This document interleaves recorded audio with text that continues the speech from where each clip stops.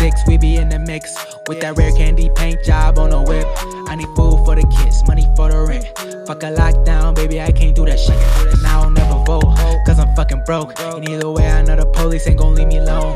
On a plane by to visit Glen Rock, need crypto, told me I should bring the Glock with me. So I packed up my piece and I'm sliding. Cause we might get caught up in a riot. Middle finger Trump, middle finger Biden. Fuck a left, fuck a right, is you riding? Know you love to see it, dudes rocking. Ain't no politics, baby, we just talking.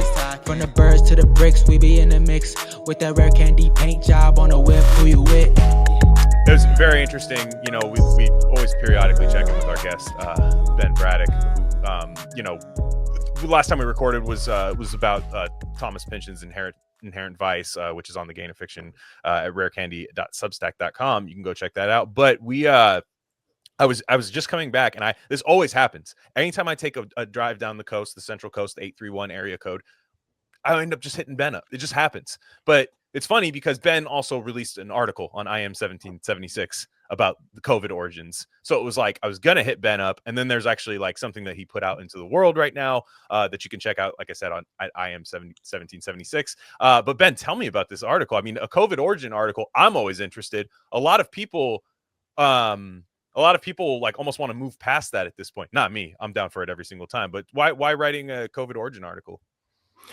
To me, it's a good starting point. I've been wanting to just explore really COVID itself. I've been like kind of meaning to do a long form writing project for a while about it, but you know, for whatever reason, it just kept getting put off. And I was like, well, you know, I think a good place to start on this is synthesizing, you know, all the different notes and research papers and this and that, you know, that I have on the subject. And part of it too was like kind of the awareness that some of the detail from that era was kind of fading from memory. And I was like, oh, okay, I need to shift into this pretty quickly while I can still, you know, maintain some degree of coherence, because there's so many different rabbit trails too. That's the other thing, is like trying to you know, tell any unified story of what happened or what we think happened. You know, there's a lot of complexity there. So kind of starting to get that distilled. And it was also, you know, our IM issue 6, which is on health. That was an issue that I had a heavier hand in producing than most of the print projects at IM. And yeah, so I was like casting around for a topic, and I was like, oh, what seems relevant with all that's going on with, you know, RFK being nominated. And this was like back in late November. I was, you know, thinking of what should I write about? And you know, it's been this thing of like, everyone wants to move past it, but we still have this program, this huge like biological weapons industrial complex that is under the guise of public health. And, you know, it's just a matter of, you know, I never want to live through anything like that ever again. So, also it's like, we finally have an administration that might be persuaded into shutting things down. Right. I mean, so it's like, you'd think so, right? You know, writing about it during the previous admin, it's like, well, cool. You can get, you know, the truth out there to the degree that people are interested in it, or, you know, interested in engaging in it. But in terms of it impacting anything, it's like, you know, they were just totally unresponsive to anything that there was a public outcry for or demand. And you know, you see now, like, and I think, you know, they're moving forward with plans for this. I think things are going to kick up a notch too once RFK's confirmation is voted through fully in the Senate. They did cloture last night, so I think in the next day or two we'll probably see the floor vote. And once he's through that gauntlet, then it's like he doesn't answer to senators anymore. Yeah, can't wait for that fucking day. Oh my gosh, dude! Like, I've never like. You want to talk about the most longhouse thing I've ever seen in my life? I mean, it was like Cersei Lannister walk of shame, Game of Thrones level, like screaming, and it was just It was ridiculous. But like you said, in writing about this in the previous administration, we've had people on like Pam Popper who were like attacking that through the legal system, and they were able to attack it that way. We actually can like take down this stuff through our actual elected officials at this point, or confirmed officials, whatever you want to say. I know there's a big debate now. Nobody voted for this. I voted for this. So like everything that's happening right now, I voted for it. So I hate to break it to you. Well, guys, some of the things I didn't even know were on the option when I was on the menu when I was voting. It's like it feels like it feels like we're now eating from the secret menu at In-N-Out. Yeah, or they bring you a molten lava cake. You're like, oh, you just brought me like a lava cake. It's because on the house. Yeah, on the house. Like at the restaurant. Yeah, I mean, like these things, there's a lot of stuff winning that's happening, and this is something that has yet to be touched, but can be touched. And I'd imagine, not even just from the RFK side, who I definitely think is going to have a vested interest in stopping this bioweapon production in Wuhan or wherever people think it came from. It came from one of these labs for sure. And if that's on the menu, then I would expect Trump to be all in on it too, because that's literally the one thing that stopped him. Yeah. And that's the thing that stopped him. That's the thing that was deployed during his presidency. Some people think accidentally. I don't think so. So, but he has very much a vested interest in going, it will never help me. This industry, this will never help me. This obviously isn't going to help America, because we saw the worst time in my lifetime of America in terms of, a lot of positivity came out for the show and stuff, but for the country, absolutely not good. And it really dug us in a hole that we're, I think sooner or later going to get out of, but we really don't want to have this happen again. Yeah, absolutely. And just too, like that sense of retribution, because I think he really justifiably feels wronged by what Congress did to him in the first administration, what the media did to him, what the intel agencies did to him, what staffers within his own administration did to him.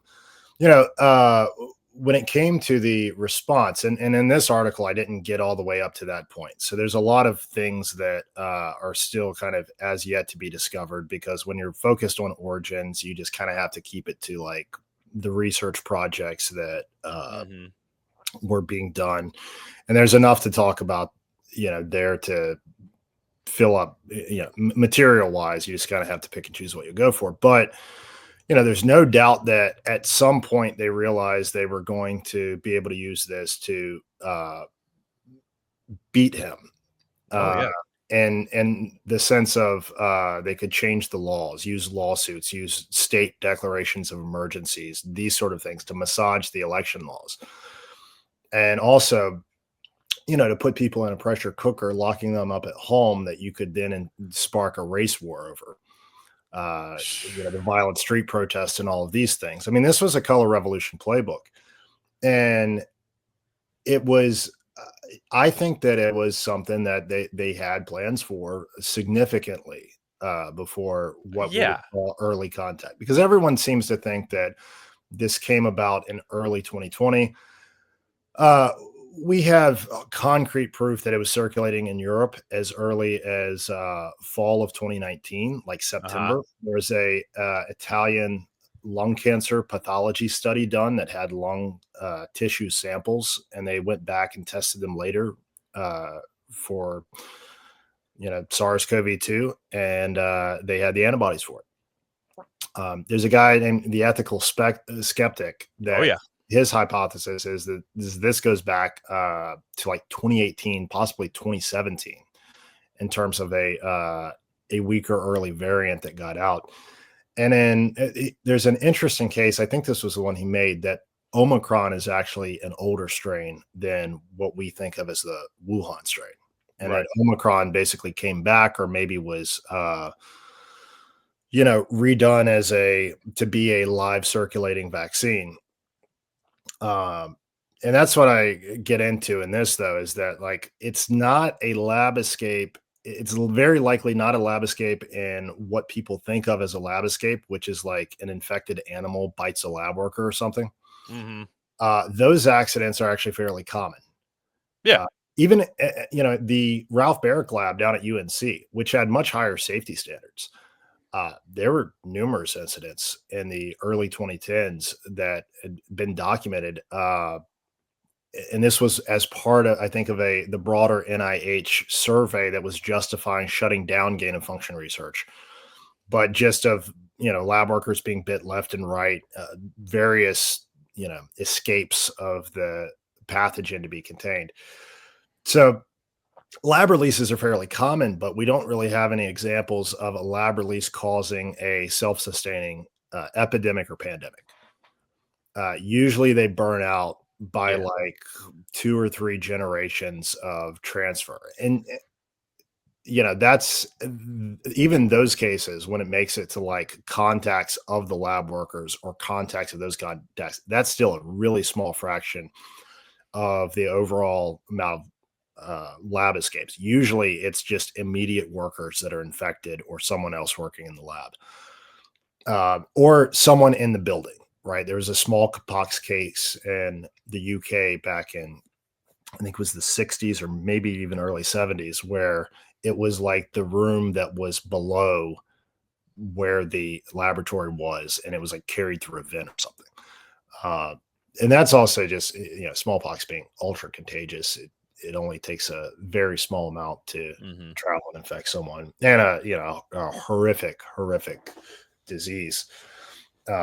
We're going to get you right back to the episode, but I just wanted to let you guys know of a few other things we offer at Rare Candy Industries. We have a Substack with free and paid subscription options. Free subscribers get access to all written content. That includes Bob's Red Pill. That's the best thing going on the internet right now. Trust me. Paid subscribers get full access to our premium episode feed. And that's just every episode we don't necessarily want to share with the general public, if you know what I'm saying. Again, that's rarecandy.substack.com. We also have merch. That link's a little long for me to say right now, but go to the description, go to our merch store, and find a shirt that's right for you. We have Rare Candy shirts, Dr. Bronner soap label shirts, Reishi mushroom shirts, all types of stuff there. Check it out. There's got to be something for you. And lastly, check us out on social media. On Instagram, we're Rare Candy Pod, but on Twitter, we're at Rare Candy Pod 1. All right, enough of that. Let's get you back into the episode.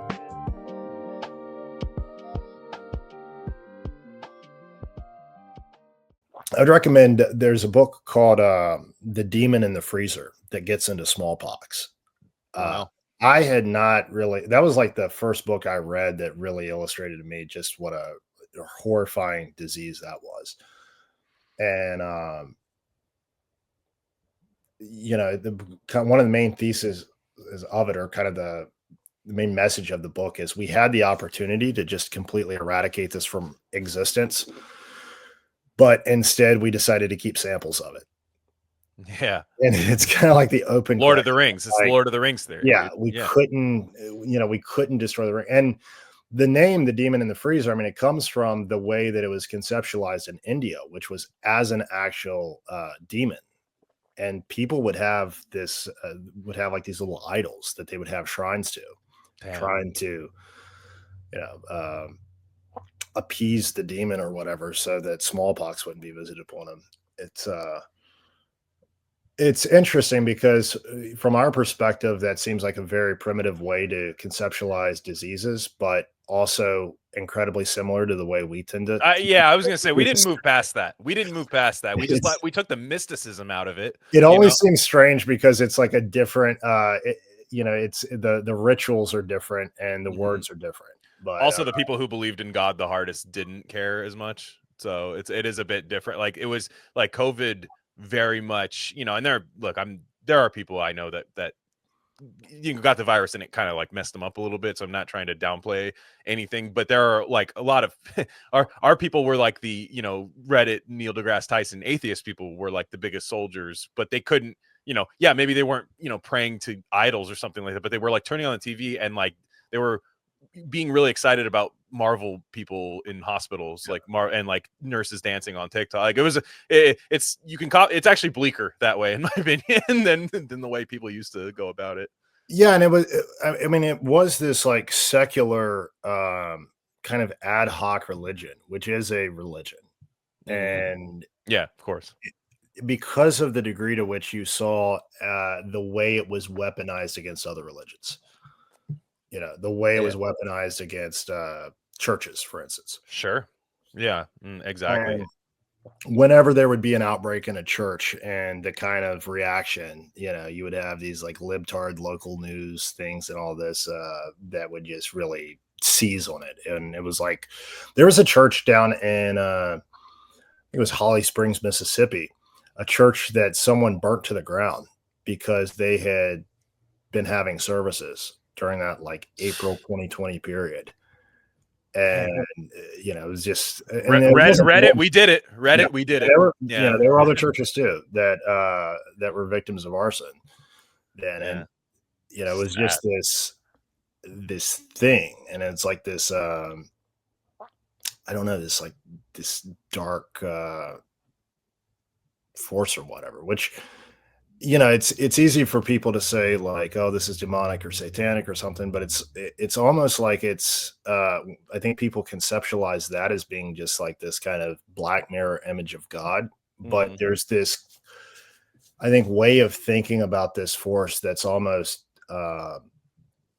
like this impersonal kind of evil that just seeps in, through the cracks everywhere. And so that's kind of how that felt like then. It didn't seem like it was like one personification of it, but it was just like manifested in all these different ways as this like kind of death drive, death and destruction. Like that's from the riots to the the abuse that was visited upon the children. I mean, the way the hugging through the plastic, through the plastic. I'm thinking of not allowing people to visit their family members as they were dying. The whole thing of like filling one of like the just single most horrifying images for me was when they would put warm water in a latex glove to like simulate the feeling of holding a loved one's hand. For some I didn't see that. Oh my gosh.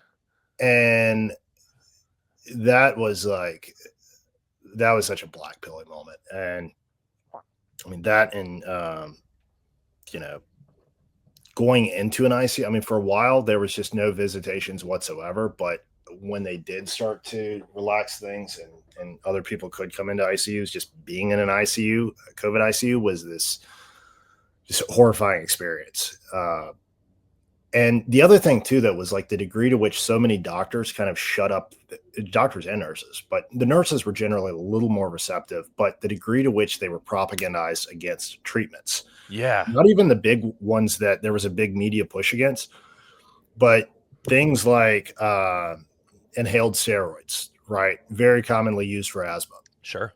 And there had been an Oxford study that had finally came out. Well, it started with around June 2020, a doctor down in Texas had shared that he was having like miraculous success with budesonide, which is an inhaled steroid.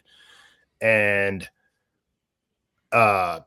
those findings were like, it was like treated as this pseudoscience thing. I mean, people were kind of giving it the ivermectin treatment until a year later in 2021, Oxford had came out with a study confirming that this like knocked the death rate down by something like 90%. And then even then, I mean, you could print out the study and show it to these people. And even then there was just total resistance to doing anything that wasn't like the NIH standard of care, which was, remdesivir and ventilators for the longest time. And then when they finally did add in steroids, it wasn't the inhaled ones. It was like systemic steroids like prednisone. And that would tend to cause kind of a rebound, right? Because it was dampening all of the immune system. It wasn't just isolating it to the respiratory tract, what you were trying to combat. So when they were brought off of the anti-inflammatory, a lot of times they would have this like rebound inflammation, and that would kind of be the second tap that would knock them out. I don't know. Different waves of it too had different manifestations. Like Delta wave had a lot of secondary infections. It had a lot of it seemed to hit pregnant women really, really bad. And it was interesting because the first strain, it seemed to hit pregnant women like no harder than other women of that age, at that point. But yeah, I mean, these things are just, the structure of it, the way it was pretty obviously engineered. And I get into that in what I wrote about how Ralph Barrick had engineered what he called no-seum sites, which was, there's a paper out there where he goes in and says, yeah, you can genetically manipulate a virus, but then here's how you would hide it. Yeah, that's interesting creative writing exercise he was doing there. Just probably nothing, I'm sure. Yeah. This stuff, of course, gets published in public journals, right? And it's like our adversaries read these, man. Well, there is a war aspect to it that you write about, right? In there, like you talk about like like racially targeted viruses, which that came up in the RFK, in the RFK. I mean, they're saying, do you think I should take as a black person, should I take, you're saying that I don't have the right to the same vaccine as so and so, and he's just like, you're an idiot. Like, I'm like actually supporting you and I'm actually helping you. It's the whole dog, clipping a dog's nails thing. Like, it's I keep coming back to that metaphor, but like you write about this as like, these are like war. This is like a war tactic. Well, I quote from Chinese war strategists who are with, they have maintain active affiliations with the PLA. They're at these institutes that like the Chinese version of West Point. And they're saying that, the direction, and this is like back in 2009, 2010, they're saying this, the direction this is all headed is it's called Rest Point, but we can create ethnic targeted bioweapons.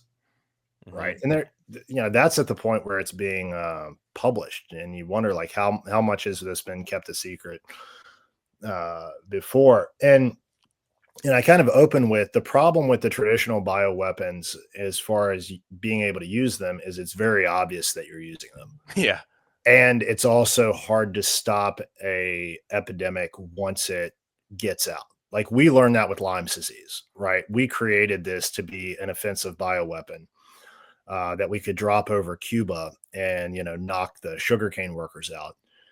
But it ends up, now it's a huge public health problem in our own country.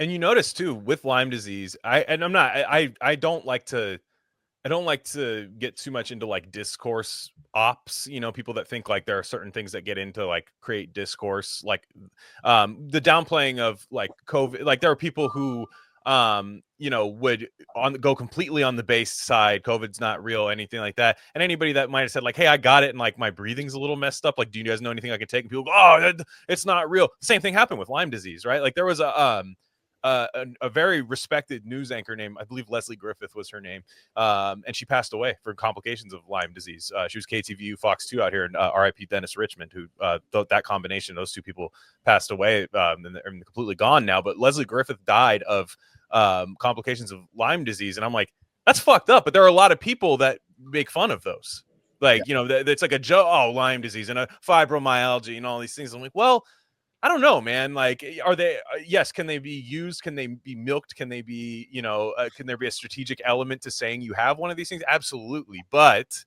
these things are real. I've never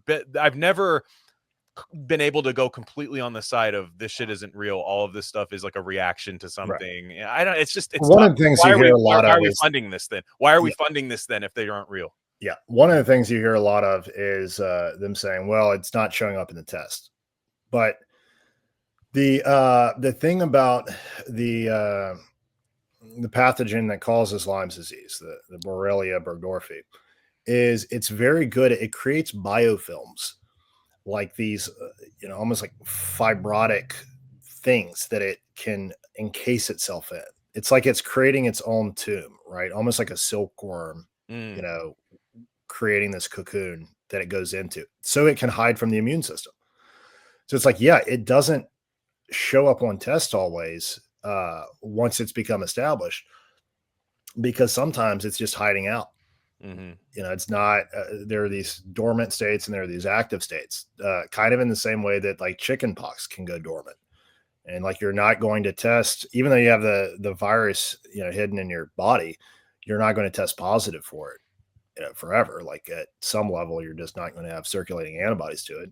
And then, decades later, it comes back out as shingles. So that's one aspect of it. The other aspect of it is a lot of the tests that are developed are not very accurate in the first place, or they're testing for the wrong things.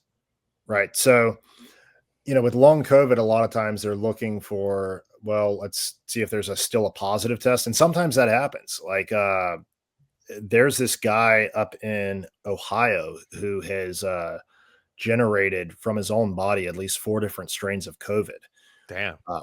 He hasn't been identified. The reason they know it is because they're doing the wastewater testing, and they're able to tell genetically that it's all coming from the same host. Wasn't that a Naomi Wolf thing that she said a long time ago, and people really jumped on her for it? It was like there was some sort of like shedding or something in like waste, and people were like at the beginning of COVID. I remember people got really mad at Naomi Wolf for that.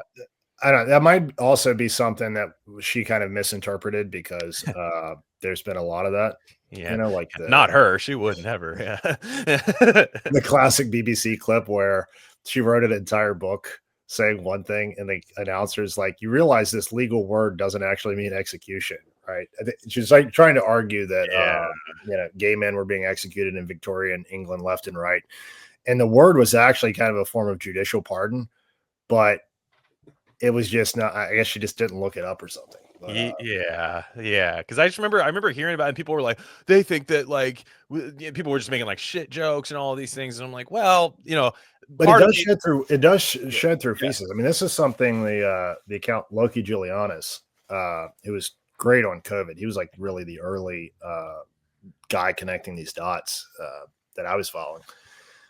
He was pointing out in the original SARS spread that they found in quarantined apartments, people were still getting sick, like from apartment to apartment to apartment. And they were figuring out why is that? And they're trying to figure out why is this, because they're not having actual contact with each other. They're kind of sealed in their apartments. And it turns out it was spreading through the drain traps in the bathrooms. And it was like fecal fomites. And this is also how, bring up Ethical Skeptic again, who's done a lot of great work on this. Also bringing up how it got into the white-tailed deer herd, and that was municipal waste being spread on the fields. Oh, he tracked it. I mean, that's a great article. If you look that up, really fascinating stuff in there. But there's this season because it's kind of federally controlled or state controlled, the biosolids application, and he was able to track COVID outbreaks happening pretty much in tandem with the biosolids application season, which was when they were, spraying municipal sewage on fields. And then all of a sudden people in town start getting sick like 2 weeks later. So, and this is also a virus that can stay, potent for quite a while if it's in sewage. And isn't that how valley fever spreads too? Because I know I think it's a fungus that grows on the manure. Okay, yeah, because I know my grandmother had it. They live in Arizona, and it's big out there, and it's not great. It's like she had to be hospitalized for a little bit. Yeah, I've got a cousin's husband who has it. They live out there in the valley in San Joaquin, and just it was one of the rare cases that went disseminated, so it went all throughout his body instead of being kind of contained to the lungs. But what's interesting about that too, though, it's like if he goes and stays by the ocean for a couple days, like goes to Monterey, he gets so much better. Damn, dude. But it's just interesting. So if I get sick, I'll go to Bixby Bridge, dude, and just chill. Like, I wonder how it'll work. Yeah.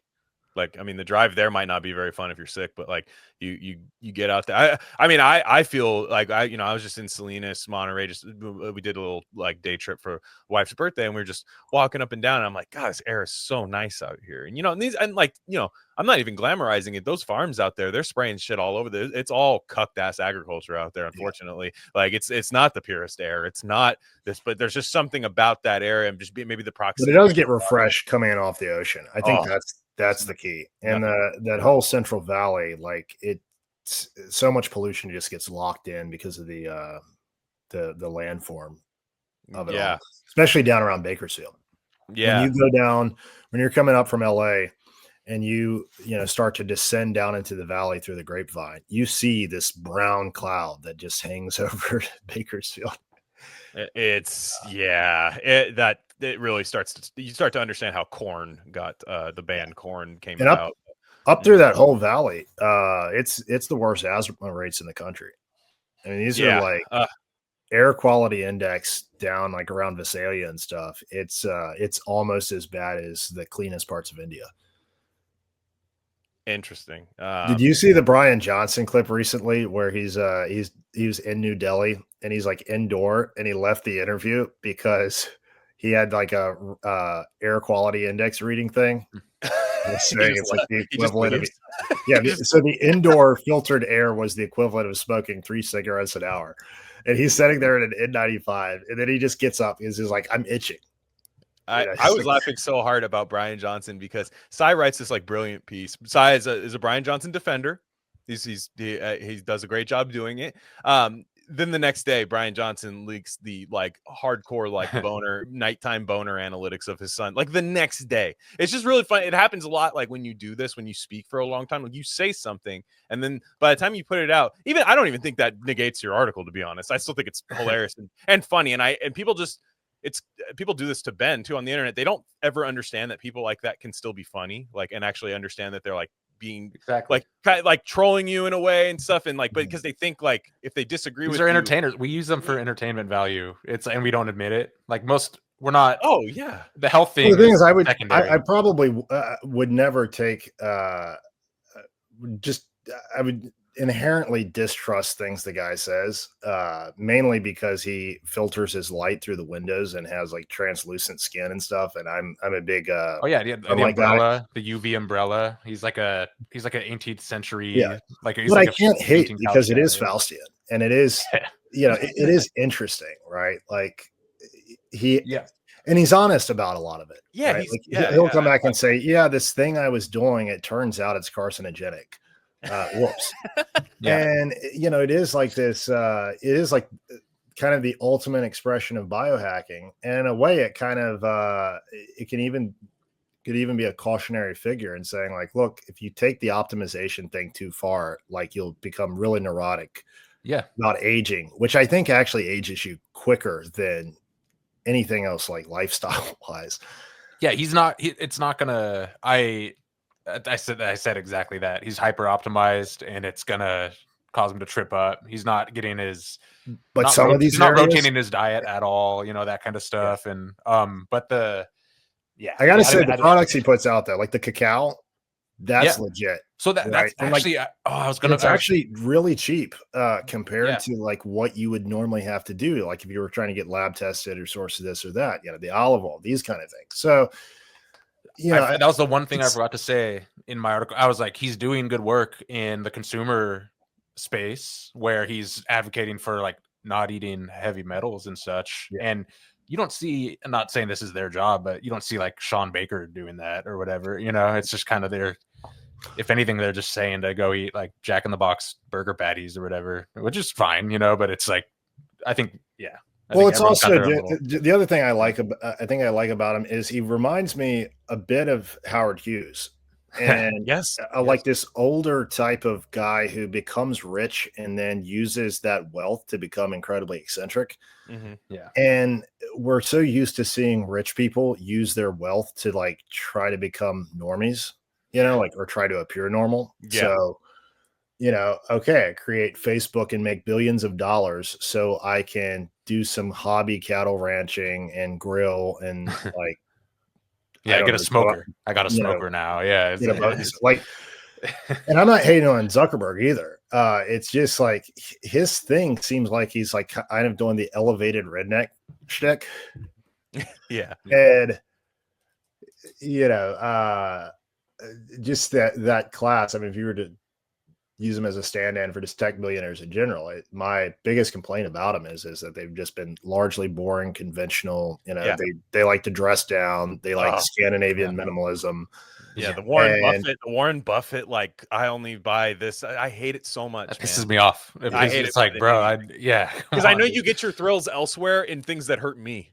Like that's the stuff I can't stand. Like Brian Johnson is funny to me because he'll be like, you'll see like an interaction that he has that somebody like screenshots as like a gotcha, and I laugh at it, and it's like it'll be like a OnlyFans or like some porn account or something that'll just be like, how often do you think of me? You know, and it's like a girl, and then he'll just be like, well, it looks like it was about 2:30 a.m. It's like when he had a boner at night, and it's like the analytics. It's really funny. I'm like, that's great. I don't know. Like he's, you know, there's a lot of these things that are, you know. Yeah, I feel like he's in on the joke. That's the thing. It's hard to get mad at someone who's like in on the joke, or if you know. Also, if you like don't like, just mute. You know, it's that's the problem. People need him to exist. It's like he's a content factory for so many people who swear he's like the root of all evil, and it's just. But I gotta ask you, Ben. You know, recently, and I think I have the video here. I'll try to get it to play, but the clip of RFK putting something interesting in his drink. I think the world is finding out about methylene blue, which is guarantee you Trevor Noah's got the fish tank cleaner stuff ready. But here's this.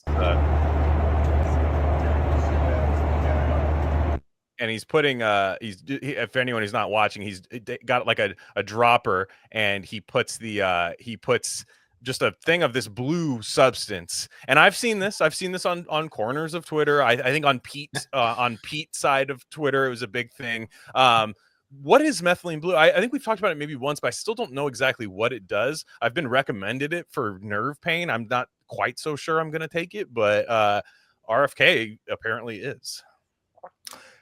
Yeah, so I think the important thing about that clip is not that he's taking methylene blue, but that he's taking it on an airplane. Yeah. And because one of the uses it's explored for is as a protective agent against radiation. Yeah. And so when you fly, you know, I used to be like kind of worried about the backscatters, and before I had TSA pre-check, I would like opt out and just go for the grope down. Because I was like, I'm getting zapped by this. And then I found out how much radiation you get exposed to flying, just because you're flying at levels that, you know, altitudes that, you know, humans have historically not existed at. True. And it's like, okay, well, that's like the least radioactive part of my my airplane journey. But we definitely went to the moon. Just kidding. Go on. I think we did. I think we did. Really? I think I'm 50-50. I'm like coin flip. I think they did a photo shoot. Okay. That's kind of the RC take as well. But I think we went there, but we didn't go back because what we found there was so horrifying and disturbing. I agree. Aliens. And you're right, because it's like if we went once, you don't just go. I don't think you just. They definitely did the rituals on the moon. There were definitely some rituals involved in this and things they brought back. Lodge. I mean, you get into like Jack Parsons and all these other shady figures in the whole space race thing, and it was a big thing. It was like, you know, the 3 grand psychodramas were, you know, the nuclear test at Trinity, which, you know, Oppenheimer named it Trinity. It wasn't the historical name of it, but it was at the on the Jornada del Muerto, the journey of the dead, or the dead man's trail, in New Mexico, at the 33rd parallel. And there's, you know, 33 degrees of Scotch-Rite Freemasonry. So a lot of esoteric symbolism there. And that was one of the old goals, was that, you know, destruction of primordial matter. This is one of the big 3 things. The other one was the killing of the king ritual. And that was the assassination of JFK. Right. That was also on the 33rd parallel. Wow. Next to the Trinity River. Damn. That runs, you know, right through there in Dallas. And at Dealey Plaza, which one of the buildings at the corner of the plaza there has in like the motif up in the corner, the carvings, a depiction of Janus, the Roman two-faced god, which was like a 2-headed androgyny that set at the kind of the middle transition point between like 2 ages or 2 regimes. And, you know, the Kennedy assassination drama was also, with like television being this new thing, like it was much more traumatic than any previous presidential assassination in American history had been. And, you know, at the time, very few Americans believed the story they were being told by the government. And even, when they had the commission and all this stuff, it's like, this was not the JFK, the suspicion that, that there was more to the story. Like, this was never some kind of French thing. This has always been like, and at the time it was like over 70% of the American public believed that there's something else going on. Sure. But it was a kind of a way for them to show that there is another power that is over the power that the people can see, right? The president's not really running the show. Someone else is running the show. Whether it was, I kind of lean towards Alan Dulles being like most likely, at least trigger man behind. He was the head of the CIA, right? He was the head of the CIA. Kennedy sacked him after the Bay of Pigs. And he was at the farm. He was at the CIA facility that weekend when it happened. And it's like, okay, what's the fire director doing at the agency, during the assassination? Interesting stuff. And it's like, they had practice doing this stuff in Latin America, so it's not that implausible. But anyway, and the other one was like the moon stuff. So out of the big three that the Masons seem to want to accomplish, and then after that they kind of dissipated as at least as a like perceivable force. So yeah, there's a lot of weird stuff in high places. That were they like trying to open up a portal or something? Tied up. Like trying to. Yeah, I think that's what they were trying to do with the nuclear weapons. Right. Yeah. Because you feel like they're not it. here anymore, and you wonder, like, was there like an exit point? Yeah. Well, with the nuclear weapons, they tried to also create this kind of golem. Like they had a homunculus. So Jack Parsons, who founded Jack Parsons Labs, which I think was renamed to Jet Propulsion Laboratory. It's in Pasadena. He was the big rocket scientist, like pioneered the ballistic missile program. He was his mentor was Aleister Crowley. And he ran off with L. Ron Hubbard's wife and yacht, I think. Like, went off to Mexico or something. Future Gain of Fiction subject, L. Ron Hubbard, coming up soon. Or maybe L. Ron Hubbard ran off. I don't know. There was a tie in there. But there was he had this cult in Pasadena, and he raped one of his followers, got her pregnant. Just one? She was like 14 or so. Well, I'm sure he raped all of them. In this particular That's case. crazy. If you're the only one, you're like, damn. Yeah. Performed the abortion himself and put the aborted infant in the what they called the big bottle. And you can look up pictures of it at the Trinity test site. Oh, God. And their idea was like, well, maybe we can reanimate like this dead child and create the moon child or something like that. Just really. That's how Anthony Fauci was born that way, I think. But that's where methylene blue comes from. Yeah, yeah. No, by the way, but back to methylene blue. Methylene blue, it's like it's used by people to deal with radiation toxicity, blue light toxicity, and I'm trying to think of the other uses. Like, I think it's kind of a mild antidepressant or MAOI. And I think his dose was a little high. I cringed at his dose. He's a power user for sure. He's a power. Well, he was on a flight. I mean, yeah, and he's flying all day. Dude, those women were yelling at him for a long time. They were yelling. They were. Dude, can you? Because dude, everyone was making fun of him for popping the Zin in, but it's like, dude, did you hear the way there? It was seriously like the Midsummer Screaming Lounge, where it's Florence Pugh holding the woman's head and screaming. That's all they were doing. That Elizabeth Warren, that won the climax of Elizabeth Warren's crescendo, her screech. I did not. She's like Ronnie James. She's like Ronnie James Dio woman. Like, the only worst panelist I could think of is if they had brought Mazi Hirono into that one. I'm just thankful that. Who's that? That's the senator from Hawaii. I think the dumbest politician in DC. She kept asking every other nominee on whatever committee she sits on if they had ever raped anybody, or if they had ever been the other thing is if they had ever been accused of it, or if they had ever settled. That's on her Tinder and And Bumble. she was she's one of the reading big Twilight. questioners during the Kavanaugh nomination or the hearings, okay. the circus when they brought in Christine Blasey Ford and all that. And so ever since then, as her like active continuing protest over Kavanaugh, she asked everybody. And so she asked Pam Bondi, Damn. like, if have you ever raped anybody? And it's just like, It's an icebreaker. Yeah. What if you're just like what if you were like in the last 10 years, or like what time period are we talking here? Because I have or how you define it, or yeah, yeah, exactly. It's like I feel like it's happening to me right now, actually. In this, it was spectral rape. I mean, of RFK, and he survived it. He survived it. It was like almost like a Kill Bill, like Uma Thurman style survival. And we'll see. Like I said, I might put this out a couple days from now. I have no idea. I mean, barring we expect him to be confirmed, right? Because it's been the weirdest thing. Like I don't know how any of this stuff works. We expect RFK to get in though, right? Yeah, but Okay. it looks like it'll be just with Republican votes, and that's the thing is like some of the Republican votes that appeared shaky, like Bill Cassidy from Louisiana, he decided to he normally just votes for whoever a Republican president would nominate, but his background is as a doctor and he's like blue pilled on the vaccines and stuff, so he wanted certain assurances. And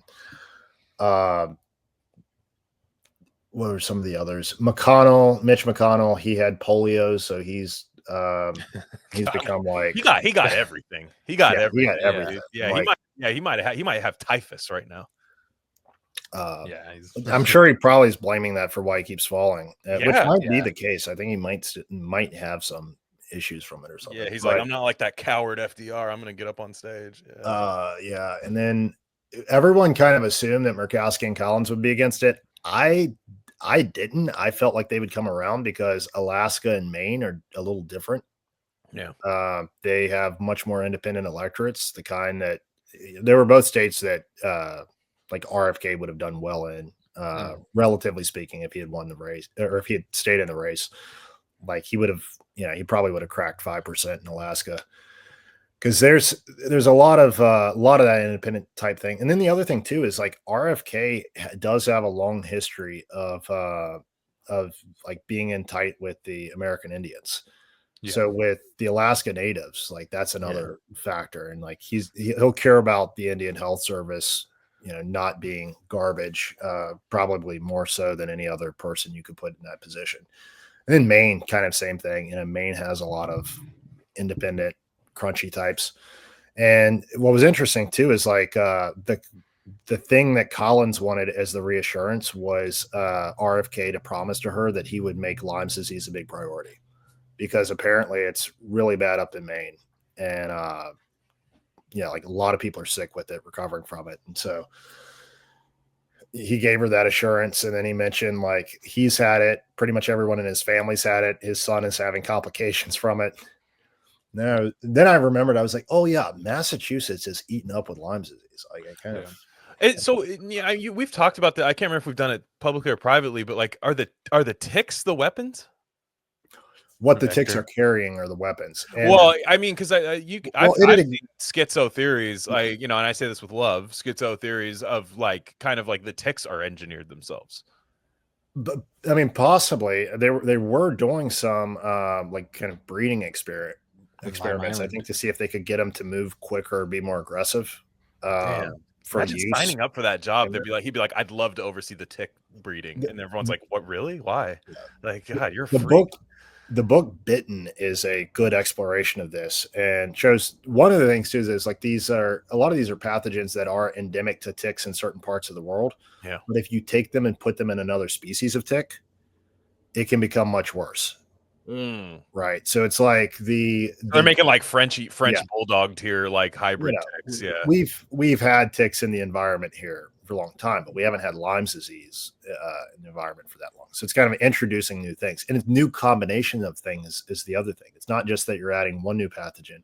It's like, all right, let's add in this weird spiral shaped bacteria that causes Lyme's, but let's also add in some parasites, or some other bacteria or this or that. And that's the other thing too, is like some people, they'll get bitten, they'll get the bullseye rash that shows, okay, they're having an immune reaction, there's some kind of infection, but they test negative for Lyme.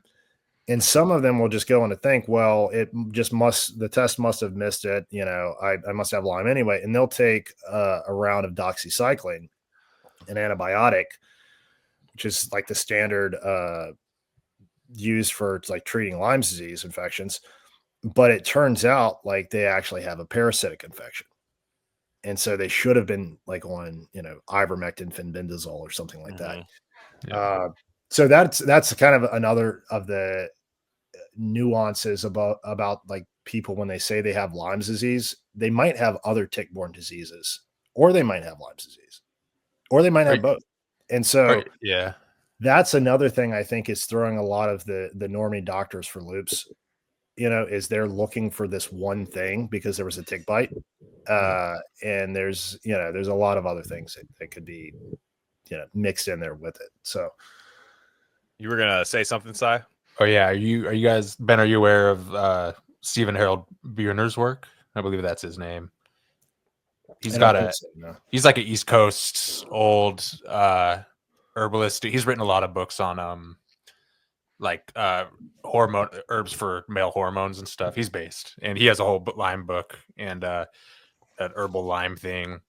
And he's kind of like a gruff old, I think he is Maine or something, and like a Tucker Carlson type dude, who Tucker is aspiring to be, at least. Dude, how does Stephen King not have a Lyme disease novel at this point? Yeah. Well, because he's vaccinated. His USAID handlers won't let him write it. Yeah. Oh shit. Yeah. Fucking coward. Anyways, go on, Si. Yeah. But his whole thing is he has a whole protocol. I highly recommend that if anyone is struggling with Lyme. And what do you know of maybe one or two things maybe he suggests? Well, you have to be, it's really weird pathology because you have to, if you can do things, you could do immunostimulant like reishi and astragalus, reishi mushroom astragalus to prevent Lyme. But when you have it, it's a whole different animal and you don't want to take those things, so it's kind of a tricky needle to thread. I don't want to say it because I'd butcher it, so I would check out that book. Yeah, one protocol I do know of, and this worked on a friend who had a case of disseminated Lymes that got into his central nervous system. It was causing him to have seizures. He had patches of hair falling out. There were like these eruptions in the skin. I mean, the guy was looking really rough. And anyway, he got on this... they called it the FIRM protocol. So it was fenbendazole, the antiparasite or antiparasitic medication, iodine, red reishi mushroom, and magnesium. Wow.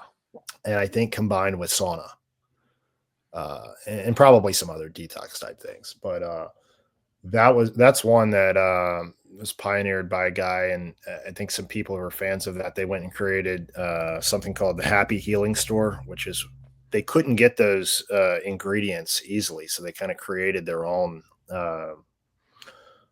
supply chain for it and way to get that out. And and now it's fenbendazole is really blowing up because of the use in cancer treatment, sometimes in combination with ivermectin.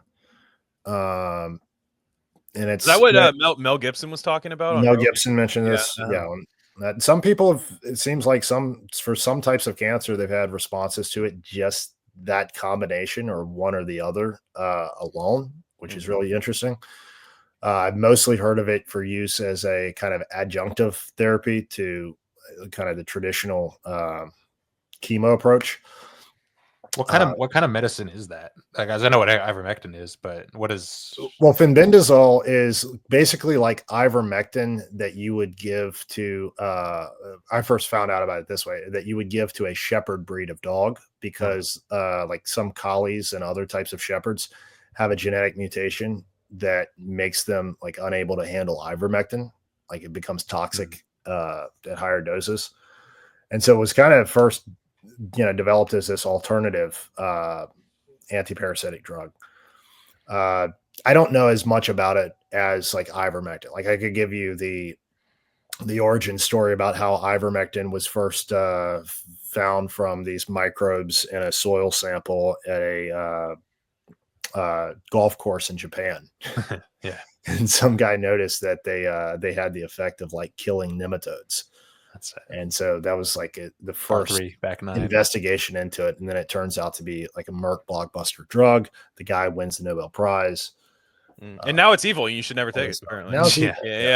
No, Now Jimmy it's, Carter was the biggest ivermectin dealer in the world, in world history. No. He had he set up a nonprofit foundation to treat river blindness, and they eradicated it in pretty much every country that they partnered with. There's a biting fly that causes if you get enough infections over time, you go blind because it lays parasites in your bloodstream. And yeah, I mean, a round of ivermectin every year is enough to completely stop this. And there were like entire villages in Africa where everyone was blind because they had this fly.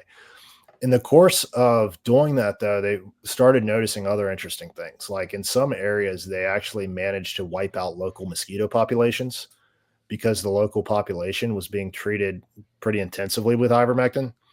And they found that if you had it in your bloodstream and these certain species of mosquito bit you, it would kill the mosquito. So it would like turn you into a mosquito killing machine. Damn. Which is pretty cool. Damn. I like the idea of like of taking something that is like that'll turn me into like a insect exterminator. Hell yeah. Dude. Hell yeah. I had another thing I wanted to talk about today. 2 more things, but this both involve some clips. This was going around too, and people ask us questions, and I think sometimes I save them for when we have somebody like Ben on, because I think he's going to add an angle that we maybe didn't get to. But there was a big clip of Larry Ellison, right, Oracle, talking about mRNA, kind of in a mRNA maximalist stuff. I'll play the clip and then we'll talk about it. You look even better. Thank you, Mr. President. One of the most exciting things we're working on, using the tools that Sam and Masa are providing, is a cancer vaccine. It's very interesting. It turns out, I'll be quick, all of our cancers, cancer tumors, little fragments of those tumors float around in your blood. So you can do early cancer detection. If you can do using you can do early cancer detection with a blood test, and using AI to look at the blood test, you can find the cancers that are actually seriously threatening the person. So we can, again, cancer diagnosis using AI has the promise of just being a simple blood test. Then beyond that, once we gene sequence that cancer tumor, you can then vaccinate the person, design a vaccine for every individual person to vaccinate them against that cancer. And you can make that vaccine, that mRNA vaccine, you can make that robotically, again, using AI in about 48 hours. So imagine early cancer detection, the development of a cancer vaccine for your particular cancer aimed at you, and have that vaccine available in 48 hours. This is the promise of AI and the promise of the future. So that scares the hell out of me. I would wonder what you guys think about that. I think it's probably the worst use case you could have cooked up for selling people on AI and personalized medicine or health research. Yeah. Well, I mean, already, like, why would you bring mRNA into this when you're talking about AI, right? mRNAI. And like, why is there just such a like constant insistence on like deploying mRNA when it's obviously nowhere near ready for prime time, if it could ever be, right? Because anytime you're messing with genes, genetic expression, anything like this, you're dealing with levels of complexity that I think are far, far beyond sciences, where science is at right now, like ability to calibrate or anything, right? I think we actually understand very little about biology still. I think we're only scratching the surface of a lot of things. And, as soon as you get down to one level, you think you have the system figured out, you like start discovering, quantum biology and these other effects. So, that's one thing, one aspect of it. The other aspect is like there are a lot better use cases for AI, which one I could give away. And if Mr. Ellison is listening, if they would like to, make me their vibe check guy at Oracle so they don't go out and say silly things like this, I could use a job. But what you would actually want to use this for is, let's say you had a big clinical data set, right? And Larry Ellison's company, Oracle, bought Cerner, which is one of the big hospital electronic record providers. There's only like two big ones. It's Cerner and Epic are the two main ones in the market. So they have the systems, and I think they bought it probably for this reason. So they would have the data from this. And this might be actually a reason why there was such a big move to electronic health records, which was kind of a mandate in the Obamacare law. But if you have a big clinical data set, you don't have to do like randomized control trials. You don't have to do like these kind of torturous medical studies that are expensive, that there's high likelihood of errors, there's fraud problems, there's all these other issues. And like one example I'll give is because of the way that the SARS-CoV-2 virus interacts with the ACE2 receptors in the human body, there was this theory that blood pressure medication that targets ACE2 receptors or acts on ACE2 receptors to relieve high blood pressure, that these medications could somehow enhance the virus if there was an infection. And so doctors were already moving to tell the boomers to go off their blood pressure meds. Well, they had to, they ran a trial, an NIH funded trial, but that was a 6-month trial. And so one of the pilot programs for a different office within NIH that kind of is focused on, how would we use technology to study, whether or not these hypotheses are true or not. They created a machine learning model that was ingesting data from ICU admissions and ER admissions for COVID positive patients. And they could tell whether or not they were getting their doses of blood pressure medication or not, which particular medication it was, all of this stuff. And they were able to, and that, it was a nationwide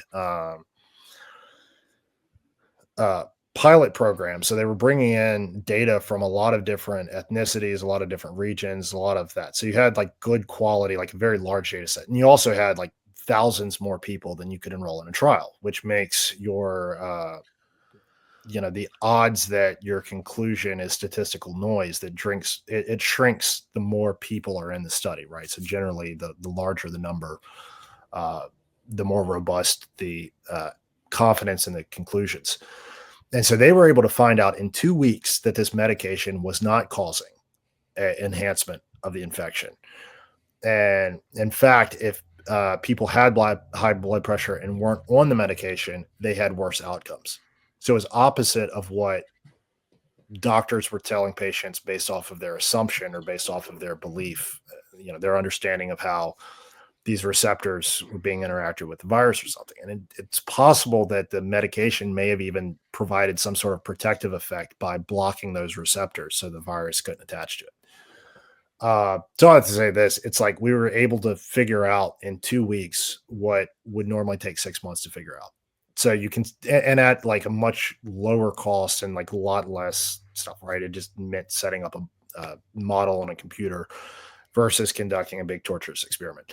That's the kind of thing that, if I was going to try to like sell people on using AI and research and stuff, that's what I would focus on. And not just to sell people. I mean, that's the kind of thing use case I would pursue if I was the one deciding this. And so the fact that they're going in this totally different direction, like personalized mRNA vaccines and stuff. I mean, even the idea of using it, an mRNA therapy for cancer, it relies on I think an understanding of cancer that's yes, exactly. I mean, mRNA technology in the first place, it was supposed to correct like genetic deficiencies, right? Like some kid has like a rare genetic disorder, and so they don't produce a certain protein or enzyme that their body needs. And so like, as a result, their connective tissue is messed up or something of this nature, right? It's mostly meant to cure these kind of like horrific genetic diseases that largely happen to children, or it's just childhood patients, because they normally don't survive until adulthood. That was the original use case.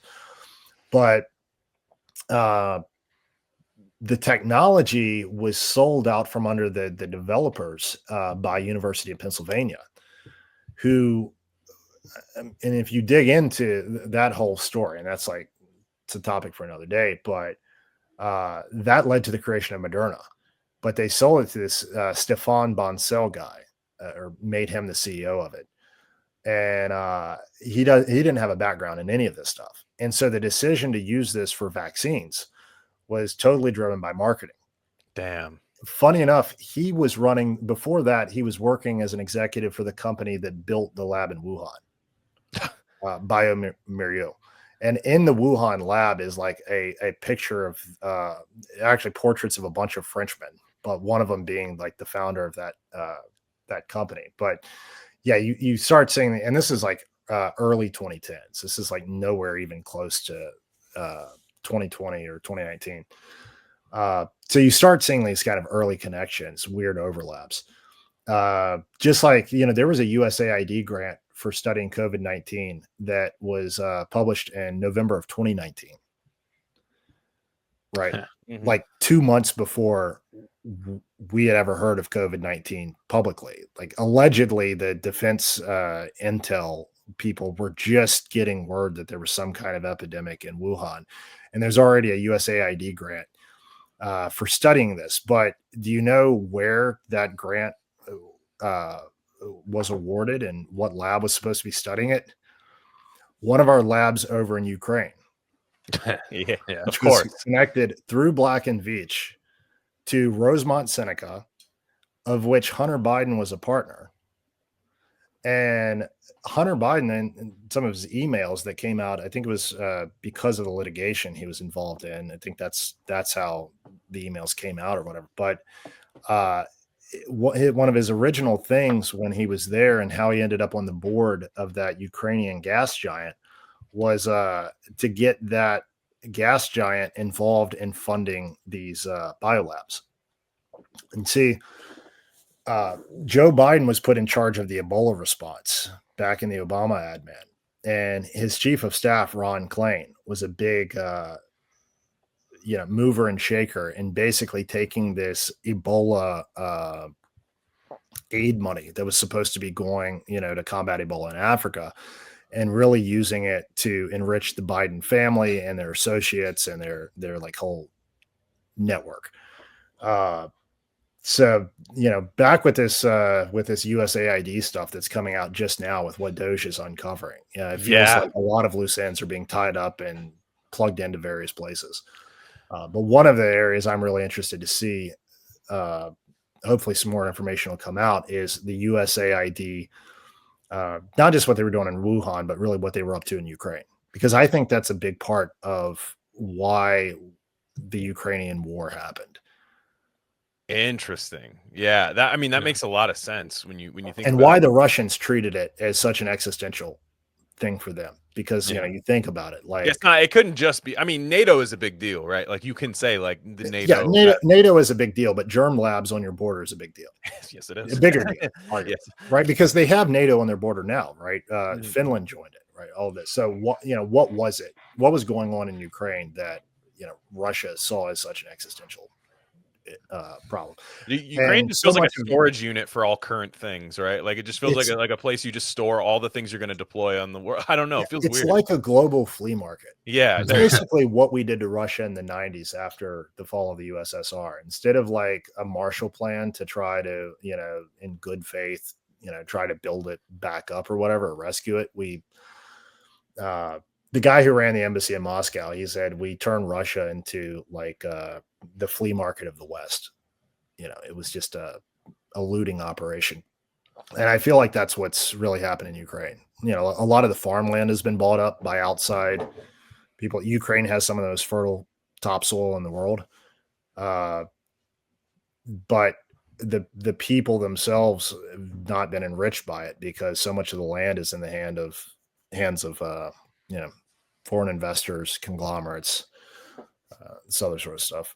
And so I, Sai and I were talking about this, just getting back to the cancer stuff, and it was just like, man, I feel like I know how to beat cancer. Like that's the sad part, is like I know how to, or at least sometimes, is there anything we can never be truly cancer free in our environment, and while still participating in modernity. I think I think even RFK, like there's certain, there's only certain things he can do. I think there's a lot of stuff that's the cat's out of the bag on a lot of stuff. Like we were, it's also galling to see them sell this as a cure for cancer when it's the cause of cancer.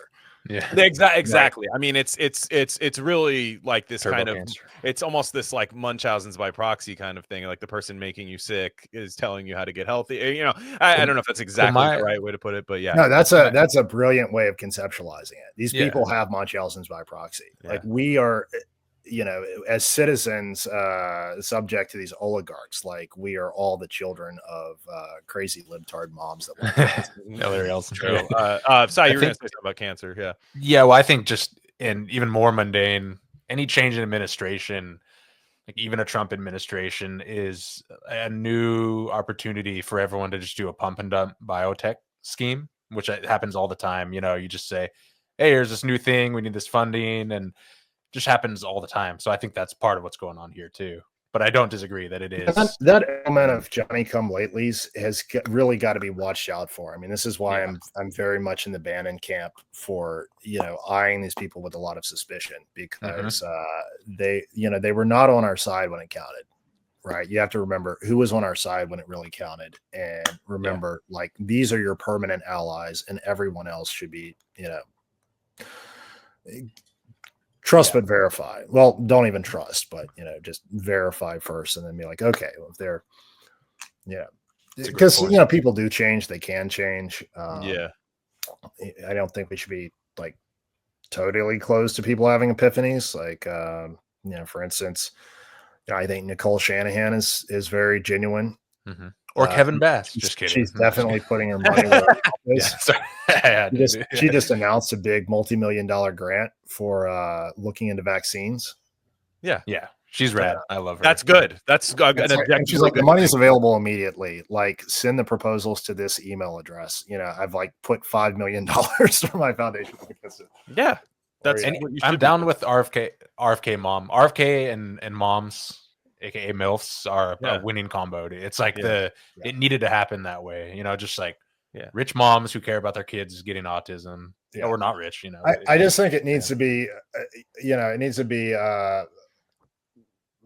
we can't let the opportunity go to waste or be spent, focused on just like one little area, which you see like there's kind of like people circle in on like, well, let's just go after the seed oils, or let's focus in on the seed oils. This is the thing we all agree on. And I'm like, no, we elected the guy who had who also, is a Wi-Fi truther, right?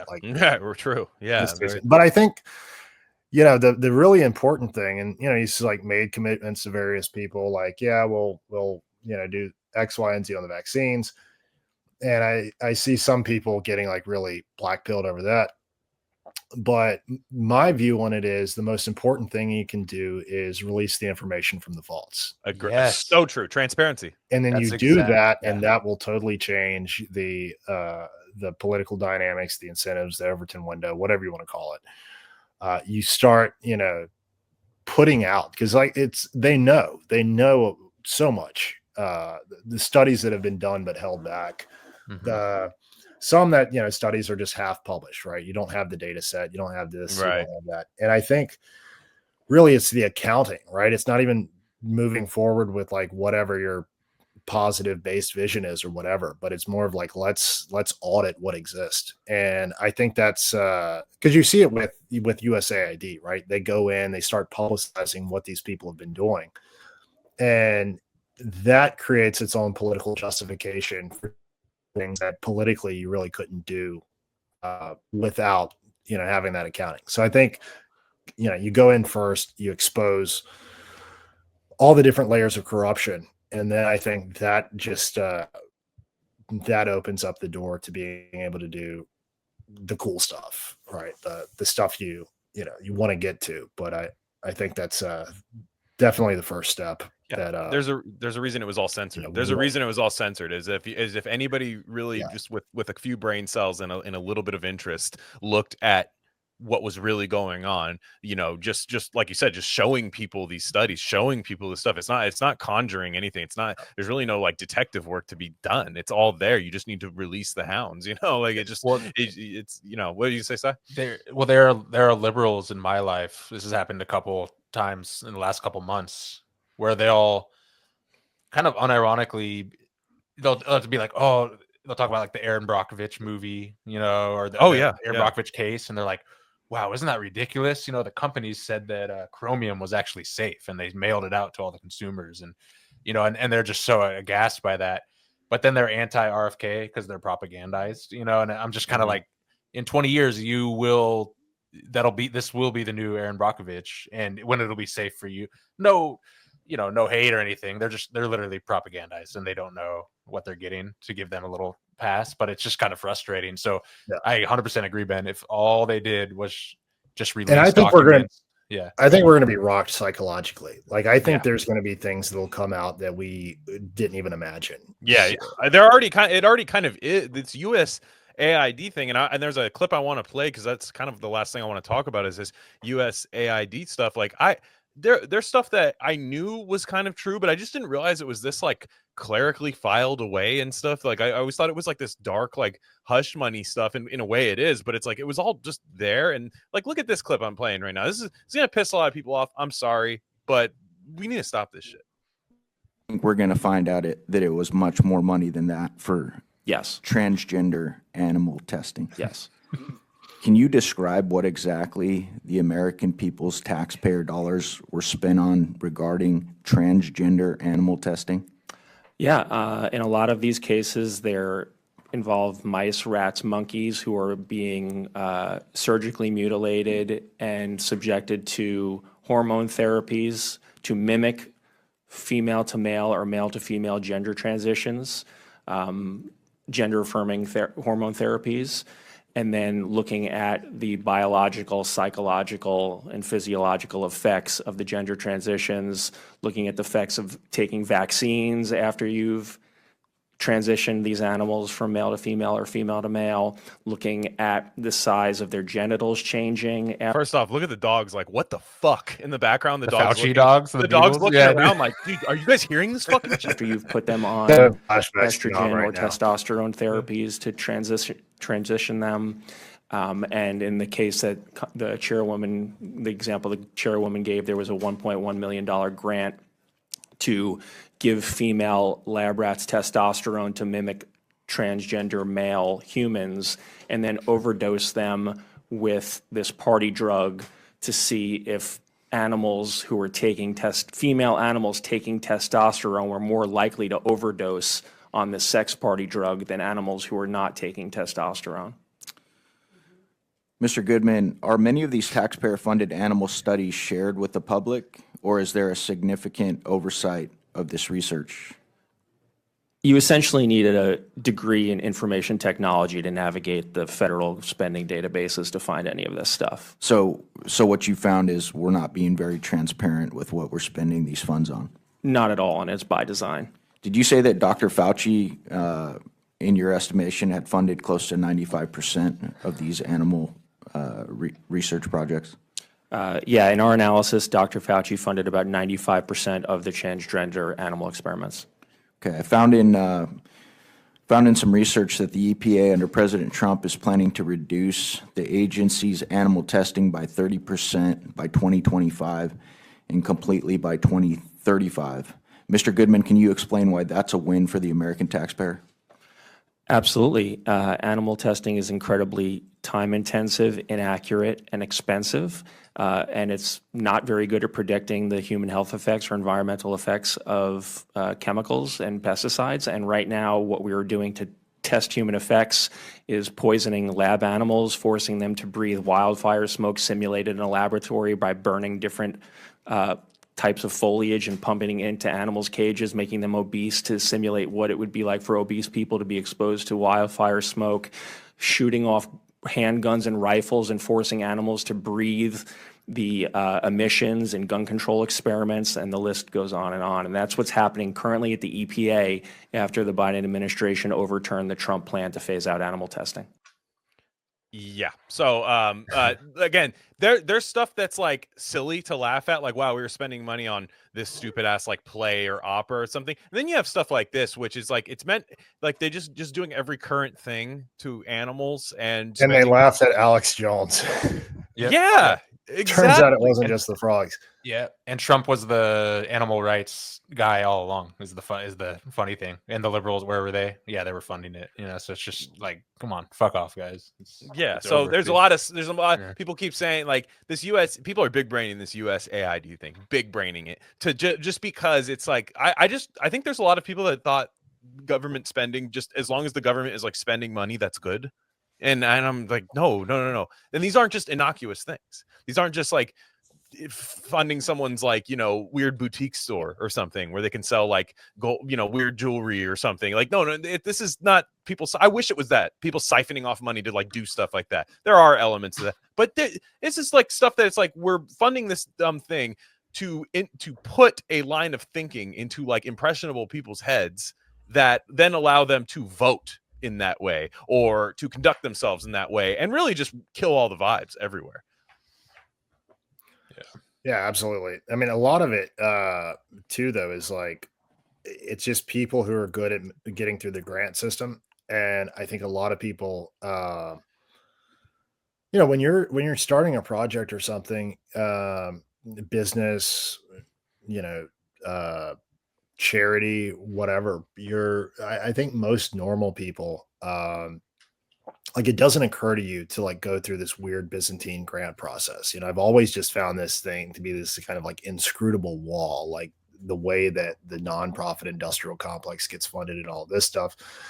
And I think, you know, like most normal people, their approach is like, okay, you either like sell a product and make money or you fundraise, you know, from donors.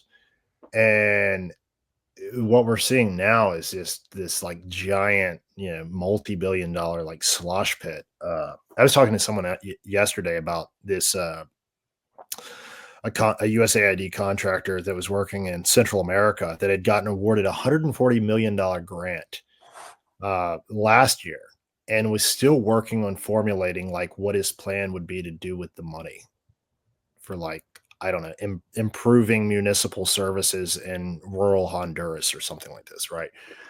And so they can come up with these things that I guess, you know, sound plausible to grant officers or whatever, like we're going to do, you know, X, Y, and Z without having like any knowledge of like what you're actually going to do in concrete terms or who you're going to get to do it. You know, the kind of people you would hire, anything like this. That is bizarre. That's yeah, go ahead. It's kind of this thing too of like if you were to come up with a cool, really concrete project, it would probably get rejected, right? Like the vaguer sounding, like the vague sounding stuff, like sounds good. So it's like, okay, we're going to like bolster democracy. This is what our thing is about. They're like, great, here's a bunch of money, and then they're like, well, now we have the money. We can only take 70% overhead. So, you know, like, what are we going to do with this? And they like land on stuff like, you know, clown workshops in Managua or something. And that's like the most, you know, non-offensive, you know, it's just not consequential, but in reality, it's usually much worse stuff that happens. And you know, one area of this I've been interested in is the way that we've basically funded this conglomeration that has taken over Brazil, which is like the other big country in our hemisphere, really important country, biggest agricultural exporter, you know, all this stuff. And, you know, we've had this weird foreign policy where like Latin America is right next door to us, but all of the kind of like sharp, elite, competent people who go into the public service, they tend to gravitate towards either the State Department desks or the Pacific desks. And so the Latin American desk all get populated with these kind of leftover anthropology PhD creatures. And they're the really ideological ones. And so there's this big sort of blob of these multilateral NGOs that have been working through Latin America. I've been tracking this stuff since 2018 or so, right? And they've been astroturfing these different, basically coups, or in some cases where they forced out current leaders, or in other cases where they've just like stolen elections by, whisker thin margins. So like Chile with, Boric, or Colombia with Petro, Honduras with Castro, this kind of stuff, like the Puebla group, the Forum of Sao Paulo. And then the way that we're seeing now, a lot of this relied on U.S. funding, and you're seeing more and more, like we carried out a coup in Brazil. Years ago with the by setting it up, and we sent our CIA director down there. We sent our Secretary of Defense down there to meet with their counterparts to basically give them the message, like the Brazilian military can't stop this, or we will sanction you. Well, it wasn't before that too. I have my timeline off. Wasn't Pfizer asking for collateral, like military collateral, essentially from Bolsonaro? I mean, we covered this a long time ago. Like they were doing that, and then it was. And I remember even some big. I'm not going to name names, but certain people that love to cover Brazil, and from a somewhat progressive standpoint, were really mad that Bolsonaro did not surrender the entirety of Brazil to Pfizer. And then everyone, if you know, and they were saying that, and then all of a sudden there's a big coup that happens, so it's like you wonder. I remember when Bolsonaro was getting hit too by like he hasn't put out enough ventilators, and this, that, and the other. It's kind of just like normal libtard. The kind of arguments they were using against Trump and all, and like Tesla Bolsonaro factory, is the ultimate specter of evil. And in reality, it's like Bolsonaro was the farthest thing from a dictator in practice, right? Like he had like his personal views are one thing, but in terms of like actually pointing to people, the biggest thing he really did was just get rid of some silly regulations and tell the police like it's okay to arrest criminals again. Like it's kind of a light version of what we're going through right now. But, during his administration, things got a lot safer. The economy grew, things were going well. But why Brazil really matters is because of it's just so big, and it has so much influence on the Latin American sphere as a whole, right? So it's kind of this other center of gravity that really anchors South America. And, as Brazil goes, typically countries around it go. Now, Argentina was big. That was a big win because, they've gotten rid of inflation in record time, and without having to do things like, which normally Latin American countries have had to do, like freeze all bank accounts for 6 months, right? Like they've gotten through the worst of it fiscally. And, what they've done has been incredibly impressive. What Bukele's done in El Salvador, also incredibly impressive. And you start to see that, the sick man syndrome of Latin America was very much both a choice and imposed on it. Yeah. And, a lot of our migration problems with Central America, that goes back to the Central America Free Trade Agreement from 2006, which, put a lot of rural agricultural workers, put them out of business because it opened up those markets to like American corn and wheat being just dumped in there. And it overwhelmed the domestic agriculture sectors in those countries. So that made a lot of people unemployed, and, they migrated here as a consequence. And, pretty much all of them coming illegally, including hundreds of thousands of minors. And, that's been a big problem, right? Both the trafficking by, people are basically running underground slave markets to, finding out that our food processors here that make like Nature Valley granola bars are like 11-year-old Guatemalan girls, working for subcontractors in Michigan. And this, this isn't like vaguely schizo. It's this was from a New York Times investigation from 2023. What's it called? The Darien Gap, right? Darien Gap. Well, the Chinese have played a big role in getting people through there. That used to be Tony Hawk's secret tape. Yeah. No, but it's great. Yeah, there's been some because it's a different. But also, NGOs flying charter flights. What? And we're finding a lot of these NGOs were funded by USAID, flying charter flights into Managua, Nicaragua. The Soros Foundation paid for the vice president of Colombia to go on a tour of Africa, where she was telling people like Colombia is a good launching off point if you want to go to America. You fly into Bogota and we won't do anything to prevent you from going north from here. So, there's just the amount of corruption and dirty dealing and nefariousness. It's you really I can't wrap my mind around it. It's on such a vast scale, and I feel like I'm in kind of a fugue state, like I'm floating in space or something. Yeah. Sai, you've been getting pretty fired up about USAID. I've been enjoying watching you kind of deal with the people the copers, especially the dirtbag leftists who are like, oh, you didn't know about this already? But we also shouldn't care. And it's like, shut up, dude. It's like one thing real quick on the dirtbag leftist. I am glad to see that Bernie Sanders has completely and utterly exposed himself as the fraud he has always been. Yeah. Voting against Tulsi Gabbard. I mean, RFK is one thing. He should have voted for him, but you kind of expect that. Tulsi Gabbard was the vice chair of the DNC, and she lost her position because she backed Bernie in the primaries. What a fucking loser, dude. Backstabber ass Bernie. No sense of personal loyalty. Yeah. No sense of having people's backs who've had your back. Just complete and utter. Yeah, shout out to good old boys because he doesn't even do the patronage model correctly. Like, you know what I mean? Like he's like he loses, like he doesn't even understand he thinks patronage is just yelling the 1% at like 22-year-old impressionable college students. Yeah, like that's like his idea of patronage. Yeah, and I in the Tulsi thing, it's true. Yeah, I 100% agree. The RFK thing, I could get. He's a tard about pharma or whatever. But the Tulsi, yeah, she was the meme of the guy the army guy covering the missiles and the child. Yeah, dude, and that is the kind of the mirror model of this RFK confirmation is that it's really obviously it's more than any of us. And it's like, what's your excuse for voting against her when, do you really think you're going to get something better out of a Republican administration? Truly, I mean it's really a big tent. It's a big tent appointment.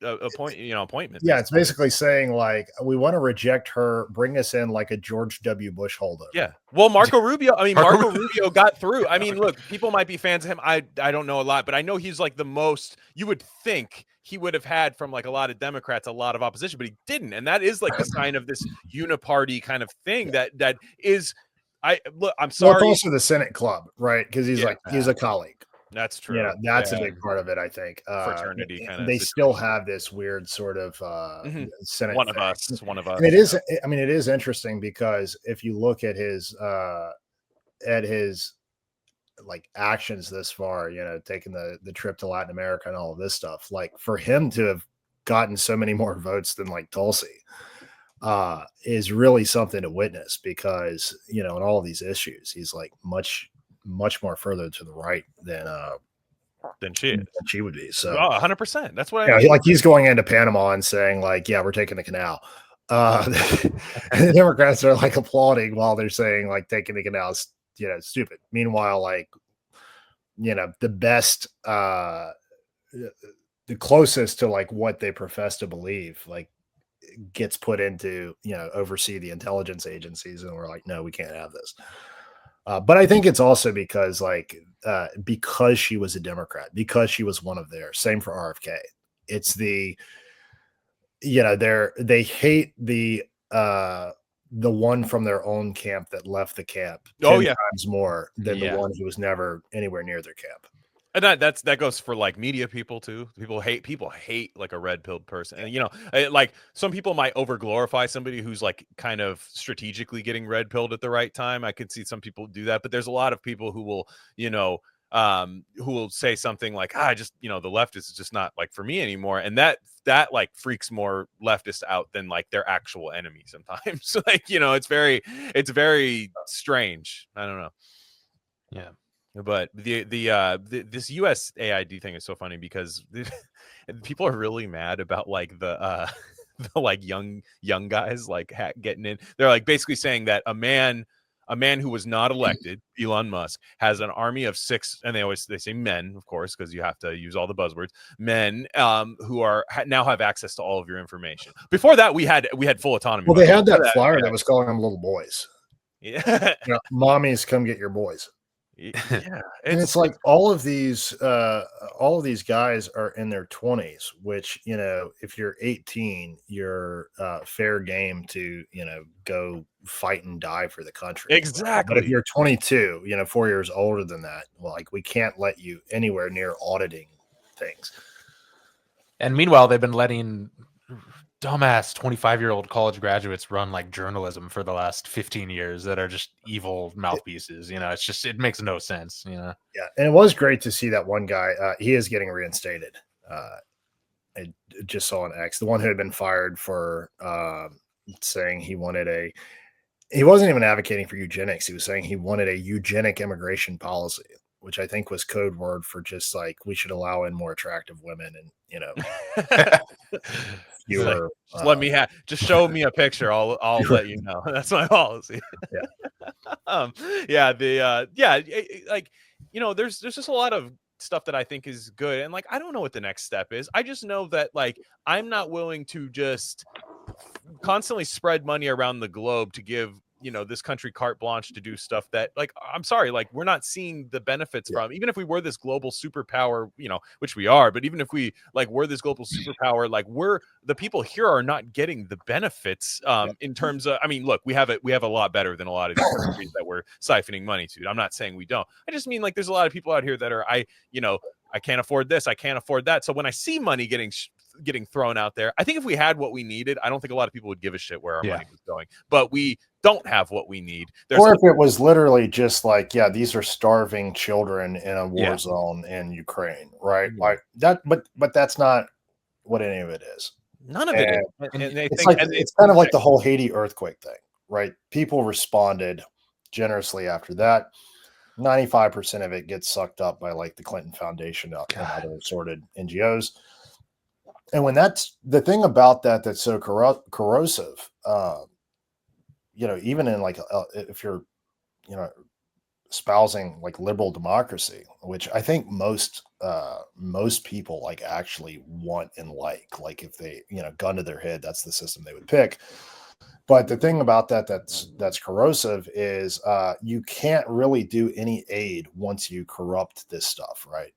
Like, when this becomes this thing too, and like it kind of drives people to this to just be against it all, and that's basically my position on it. It's not that I have like a totally hard-hearted approach or whatever. It's just once you learn like what the money is actually being used for, you understand that it's doing more harm than good. A good example of this would be, El Salvador used to have their security budget pretty much picked up by the U.S. until the moment they actually started, making their society safe by putting gang members in jail. And then all of a sudden, Biden admin was like, no, we can't have this. You don't get your $500 million a year anymore.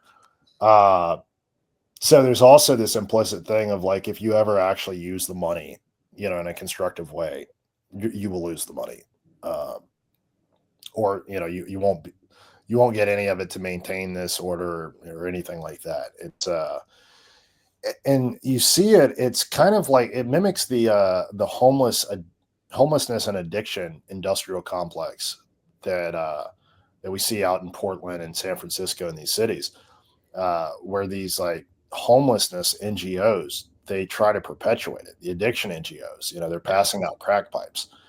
because if you actually solve the problem, the need to have the big organization goes away. So it's like they have the entire city hostage, right? The way to keep their, being support for multi-billion-dollar programs, that the city is spending on these urban blight problems. If you clean things up, then the voters are not going to want to spend billions of dollars on these programs. So, and that's where maybe where you said earlier, the vagueness in getting the money, like it helps so much, because then you don't have to go. So you say, what's the end game? You're basically putting a stop date on your funding. Yeah. And and at the federal level, like for grants officers or even state level, whatever else, on the bureaucratic level, it's like, well, if you fix the problem, then Congress is going to ask, why are we funding this? It's kind of like, when the CDC like needs to come up with a new pandemic to justify their funding. Exactly. Right? A new thing to blow up. And so like swine flu or whatever else, these things periodically, they happen in response to budgetary pressures. Yeah. And I'm sorry, people are funding fucking Politico too. Like I'm like the Politico stuff and like these rags, man. And like, our friend Scott, who we do the Coast to Coast series with, very funny poster. He had said, like, can you imagine even like the conservative dads, right? Let's say you had like a conservative dad, boomer dad, who has like a 25-year-old daughter, and like the conservative dad is like laughing at all this government spending, but also finding out that his daughter is getting her pet project funded by it. Like just this kind of like really funny pipeline of things happening, like Politico and these really dumb organizations. And it really does like lend credence to people, who think everything that you see on the internet is a psyop, because I will say, maybe is it a psyop? Who knows? But it might just fund somebody to spread legit misinformation, like not the party line, kind of misinformation is anything said in the Amethyst Crystal Cave, but like the real misinformation that you will see in like a Politico, or these like should the NFL adopt a communist model, like the Green Bay Packers, like should they they people will fund, and you go like, man, what does this guy do for a living? Like, how can you, like, he get like Bob's Red Pill is way sicker than all this stuff, but he has to, he doesn't get that shit funded, and then you realize it's all from this bullshit USAID that people are guarding as though they have a rifle in their shed. Like, you're not taking this from me. It's like, why? Yeah. Why? Or who's the New Jersey? On the other side too, it also, I think, induces a demoralization among authentic civil society, because people look at these like, can you ever fund anything? Can we ever fund any? Yeah, can we ever spend money again? Let's say they're not aware that there's these funding sources coming in, and then it's just like, well, what's wrong with me? Like, why is this thing that I'm working on that people like, all of these things, like, why is it not getting funded and these other things are getting funded, right? And it's like that, I think, for, just big wide range of things. But I'm reminded also, like, this is a very Russian kind of thing. I'm reminded of that Adam Curtis clip from, I think it was Hypernormalization, where he talks about Putin's advisor Surkov funded like Nazi parties, communist parties, liberal democratic parties, all of this stuff. But the trick is then he let it be known that all of these had been funded by him. So like, people had no idea what they could trust. And there's already like a undercurrent of mistrust in, I think, just the Russian makeup, culturally. And so that was something that they were able to just dial up the intensity on. And so no one could ever really organize any valid opposition or authentic opposition, because no one, would believe that it was actually opposition. Right. So that was kind of an interesting, way he addressed like the psychodrama, but then he like goes on to say, and now we're doing it in the West. And he identified like David Cameron and Barack Obama as being the key architects of, and it existed before them. There's always been like controlled opposition, this sort of thing. But I think he was right that the Great Recession was really used as a kind of great reset. Right. Good point. That really the damage that was done, I think a lot of it really was intentional, the economic damage, so that they could, rebuild the social and economic order in a way that served them. And, the COVID was just another example of that. It's like every decade we seem to go through, another great reset. That's why it's like, it's not this thing I'm even necessarily worried about that's in the far off distant future. It's like, well, we've already gone through a couple of these, It's true. Yeah. I feel like the James Franco meme where, well, I felt like this during COVID, when he's like first time, waiting. The noose. Because it's like there were like the younger people who, it was like their first big psyop, and I'm just, I'm thinking back like, I remember Waco, only vaguely, but at Oklahoma City and that stuff, and then I remember 9/11. I remember the Great Recession. Yeah, it's I mean, I'm optimistic right now, and I know a lot of people are like thinking there's gonna be this big rug pull coming, but I'm like, again, I've had the rug pulled before. Like, it's not, and none of this was happening during that rug pull. Like, you're not gonna blackpill me on, like I said, as Sai always says, like the person we've been, following in the internet from Children's Health Defense, like that guy being in power, you're not going to red pill me on that, like, or black pill me on it. I should. Yeah, say. no, I am red pilled on it. Yeah, black pill. My concern there is like less the rug pull, and then like more of like, okay, what are all these newly unemployed true people going to like? What happens there, right? Because to me, that seems like, where does the money go? I'd like to know where the money goes. Like, I think it's a fair question. I'm asking it in good faith. I know a lot of people are asking it in bad faith. I'm asking it in a good place. Like, where does it go? Like, is it just going to Israel? Is it going to go to, is it going to go to some of these things that like RFK wants? Like, hey, we're going to have to spend a little bit here to like actually kind of help better quality of life for people. Like, is it going to go to that? I don't know. Is it going to go to Elon? Is it going to go? I'm not sure. I will say, like, even then, even if it doesn't go to like the best place, I still don't like where it was going to begin with. And, right. I mean, I'm not going to like ever like what it was going to under USAID. And I think the thing is, because there is this drive, and you see a big drive for the balanced budget. And a lot of people are going to look at this and think like, okay, what does that have to do with anything? Right? Like, why is there this focus on fiscal discipline? I think not realizing that with all the money printed during COVID and where everything was headed, we're headed for a fiscal cliff. And this was one of my theories on actually why, to the extent they let Trump win the election, whether they fully let him or not, or whether they just kind of like collapsed in on themselves because identity politics seemed to take all of their organizations and turn them into, buckets of crabs.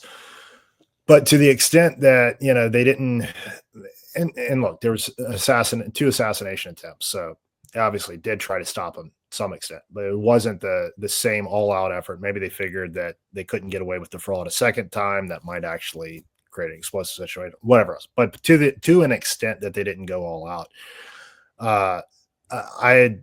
my thinking during the campaign was, because it seemed like there just wasn't that degree of intensity, was that if they have taken maybe loosen the grip a little bit, it might be that they see where the fiscal situation is going, and they can see the effects of that, and they don't want to be caught holding the bag when that happens. And the action so far kind of suggests to me that this is what they are thinking. Probably Elon and these people, they're probably aware of this, with their focus on, all right, we have got to cut the spending, big time. Like, they have this like Millet like obsession with it. And I think that's kind of the thing. It's like where the money goes.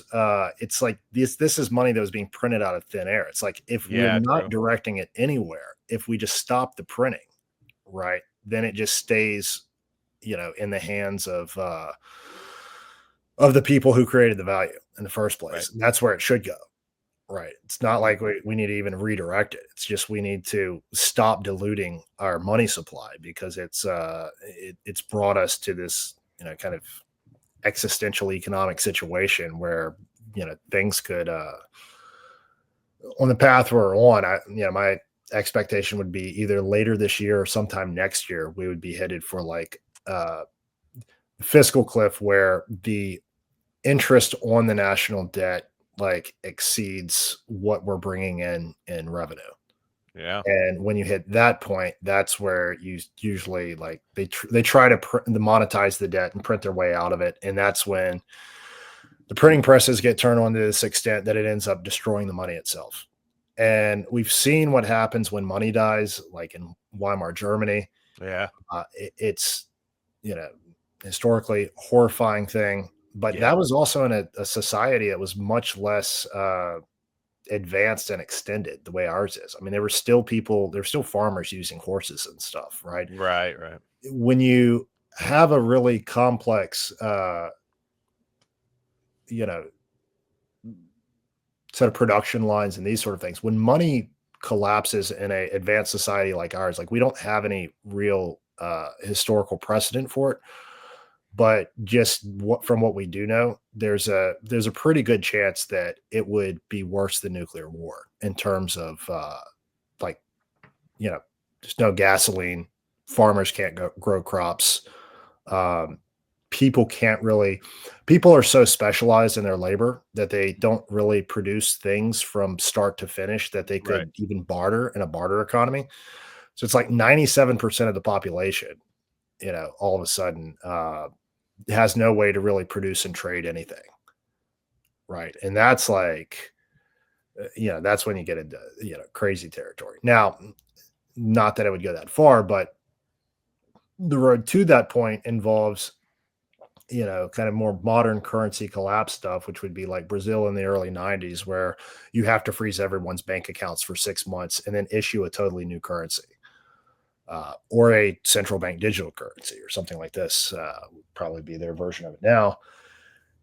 And I think, I think part of that is, maybe that's what the intention was, is to like drive us to this fiscal cliff, maybe step off, hand the bag to a different guy, but expect they're not going to do, the radical, drastic actions that it would take, because politically this stuff is perilous, right? Like that's why it gets worse under every single administration, is because, spending cuts are unpopular.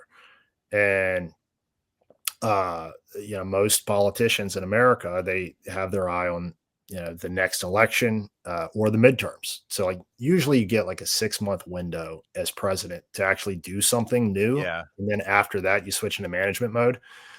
But Trump seems to be handling this much different. And I think he's handling it much different than if he had been sworn back in 2021.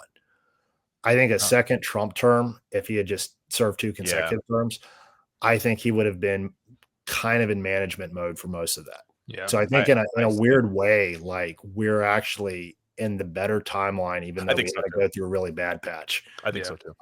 Because I think what we went through has kind of is instilled more resolve in a kind of a core segment of the population that are like, we'll take the disruption. Like we'll take, even if this is like, personally uncomfortable for me to deal with. I've talked to federal workers who've said, look, I might lose my job, but that's okay. People just say like the situation, it's untenable. This system needs, like, large parts of the system need to be scrapped and either rebuilt or not built back at all. Yeah. I mean, there is a good reason for that. I mean, I agree with you on that. And like, just seeing, I don't know much about the guy, but like, like that Ross Ulbricht guy, right? Was that his name? Yeah. Ross Ulbricht guy. Like that pardon was like really good. I don't know a lot about him. I just knew he should be pardoned, basically. Like I was kind of like on autopilot. Like, did you get excited for that, Sai? Yeah, I think so. I'm kind of the same. I don't think he's like a huge hero or anything, but I think it's an example of Trump keeping his campaign promises and concessions to people that helped him get elected. Yeah. It's insane. Fired up by that popcorn meme. Like, are you ready? Like that. Are you still get ready, folks? Exactly. Yeah. Well, I was at the Libertarian National Convention speech when he made the promise, and a lot of people in the room were booing him because they were just being really autistic about like drugs or whatever. Like he walked into the lion's den and he didn't back away from any of it. And you had like a ton of delegates up booing and screaming and calling him a fascist and stuff. And he was like, look, this is the best you're going to get. He was there to do a deal.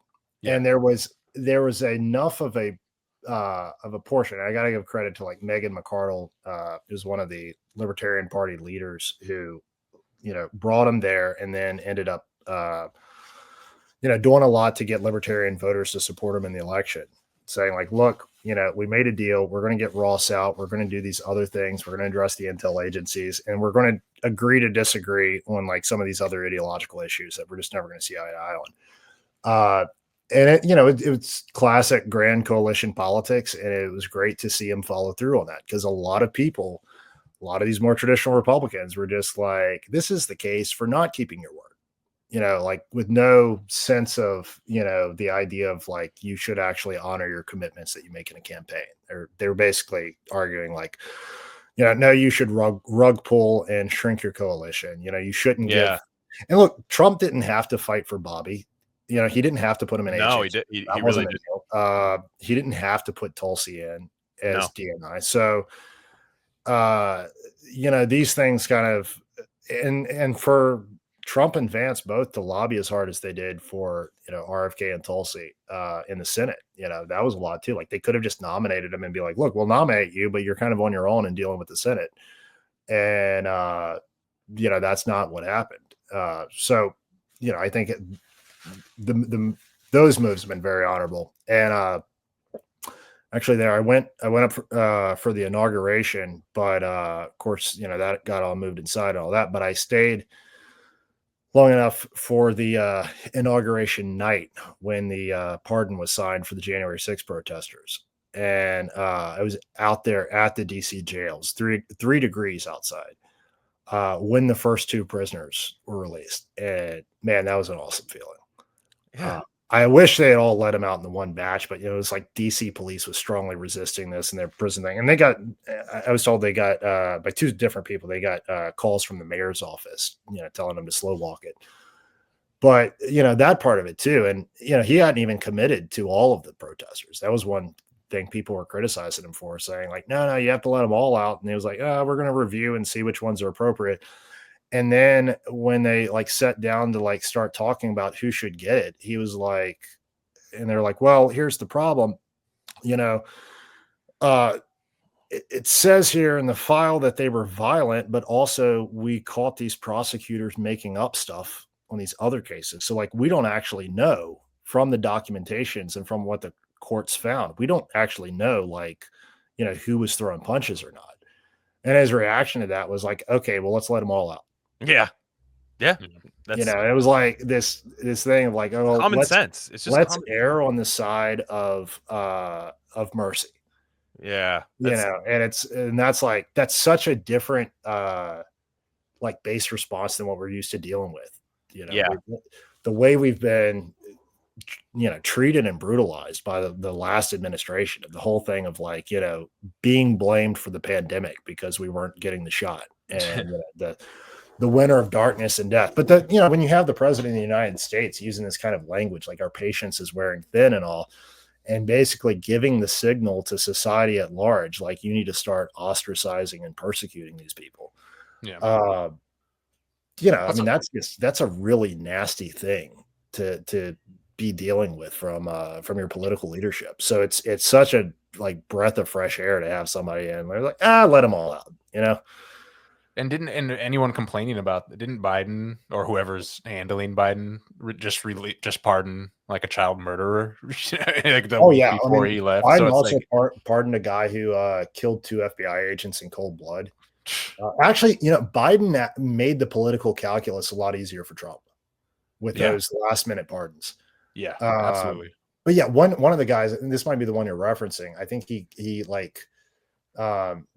beat to death a mother in front of the child and then murdered the child. But it's like just horrifying stuff. But no last minute pardons for Ulbricht or any of these other I just like, to be honest, I went into this knowing it was the best option, but now I really feel like people are saying like, oh, I guess Trump voters, this is what you voted for. I'm like, I can't believe it. I know. Oh my gosh, like this is so cool. You know, like, I thought something bad was gonna happen. You know, like this is like no, truly, and like I really, when we started the show, I never thought that some of the ideas that we discussed, not that we're not the authors of them or anything, but just some of the ideas that we discussed were going to just be like implemented on a big stage. And I don't feel the need to like be like, oh no, that's not what I'm saying. That's not, it's never going to be exactly like the way that Cy and I talk about it. And that's fine. Like I still want the choice to treat myself my own way, but I also just don't want to be poisoned. I don't want to be told that I'm evil. I don't want all these things that are just inherently not true. I don't want to be told that, and that's what this administration is doing. And to be honest, like Trump isn't even like people think Trump's being vindictive towards his enemies right now. He could be way worse to the people that have actually tried to literally coup him, like tried to take him out of office, tried to take him out. I'm sorry, kill him, and all of that. He's not. I'm sorry, like telling men they can't play in women's sports, like that's the attack. That's the stuff you do as literally murdering somebody. It's like no, like he's actually being pretty merciful. You see too, though. I mean, he has had this kind of, his aura has shifted since the assassination attempt. 100%. He seems much less egotistical this time around. Like he is like achieved. He's Buddha, right? Like he is like achieved total enlightenment. He's in this kind of relaxed alpha state. And it's like he's doing what he knows has to be done. But you don't see him with like it doesn't seem like it's motivated by any sort of animosity. It's just like, well, this is what has to be done to fix the problem. So, let's do X, Y, and Z. Like he's how I put it is like there's not like any sense of meanness in him. No, I don't see it. Like I just, to me, I'm like, this is all common sense stuff. Most of America support it. That's why when you see even on ESPN, like I said, the women's sports thing was like a perfect thing. It was like 80% of people like polled. I mean, I'm sorry, like that. Yeah, maybe is it 80% in real life? To be honest, I bet the number's higher. It was an obvious thing for all of these things, and it's like people think he's just being evil. It's like, well, not really. I mean, like it's just there were stuff that Biden was doing that most people did not support. They felt they had to as etiquette.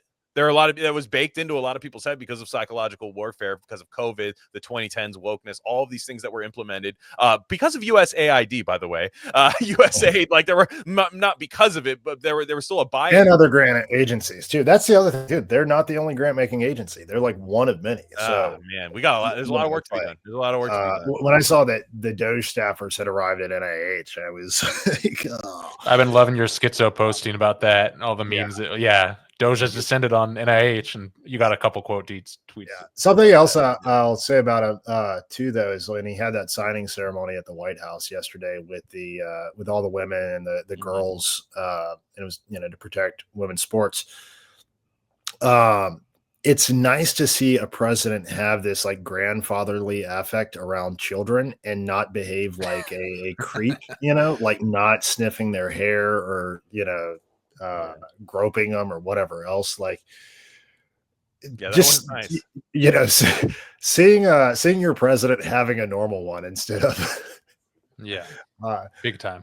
He's been grounding, he's been touching the grass, he's not like wandering around, all that. And man, the energy levels on this guy too, though, like this is, I put out a tweet a while back. I was like, we have got to make America healthy again. We just need to spend like half the NIH budget on figuring out like why Donald Trump is on the verge of 80 and has more energy than me. It's kind of true. I mean, it's kind of true. This guy's a dynamo. He doesn't stop. The only time I ever saw him sleepy was in the Washington National Cathedral thing when that annoying bishop was giving her a tirade, and she was getting what, 53 million or something, like wasn't she getting a bunch of money? Oh yeah, she's tied in with some refugee processing NGO. Yeah, she lives in like a $5 million house in Chevy Chase or something, or one of those nice neighborhoods.